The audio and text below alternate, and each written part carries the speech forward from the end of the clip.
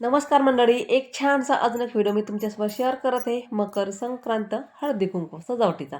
इथे मी काळ्या कलरची साडी घेतली, तिथं अवतीभोवती आपल्याला हिरव्या कलरची एक एक बांगडी ठेवून द्यायची. दोघी साईडला एक एक बांगडी ठेवायची. वरच्या साईडला आपल्याला एक एक फूल ठेवून द्यायचे. कुठलंही फूल तुम्ही घ्याल, तुमच्याकडे जे फुलं असतील ते फुलं तुम्ही त्यामध्ये ठेवू शकतात. आता काळ्या कलरवर मोत्याचे दागिने उठून दिसतात म्हणून मी इथं मोत्याची माळ आणि एक लांब माळसुद्धा इथं घेते. काळ्या कलर खूप उठून दिसतात आणि आकर्षकही वाटतात आपल्याला, म्हणून मी इथं मोत्याचे दागिने इथं वापरलेले आहेत. तुमच्याकडे मोत्याचे नसतील तर मी कुठलेही दागिने इथं वापरू शकतात.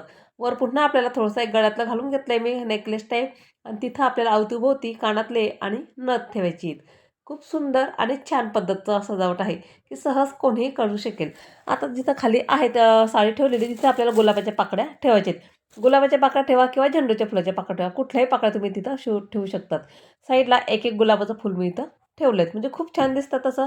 त्याच्यावर एक गजरा ठेवला तो रेडीमेड असतो, तोच इथं गजरा ठेवलेला आहे. त्याच्याखाली एक फुल ठेवायचं. जास्वंदाच्या फुलाचे एक एक पानाचा सर्कल तयार करून घ्यायचे, हाफ सर्कल. जास्वंदाच्या फुलाचे पानं घ्या किंवा अशोकाचे घ्या किंवा खायचे पानं असतात विड्याचे, तेही पानं वापरले तरी पण चालतं. दोघी साईडला हळदी कुंकवाची एक एक वाटी आपल्याला ठेवून द्यायची. अगदी झटपट होणारे हळदी कुंकू सजावट आपली इथं तयार आहे. काहीही वेळ लागणार नाही. सहज कोणीही करू शकेल एवढी छान आणि सोप्या पद्धतीची ही हळदी कुंकू सजावट. व्हिडिओ आवडला असेल तर एक लाईक नक्की करा. चला भेटू पुढच्या व्हिडिओमध्ये. तोपर्यंत बाय बाय.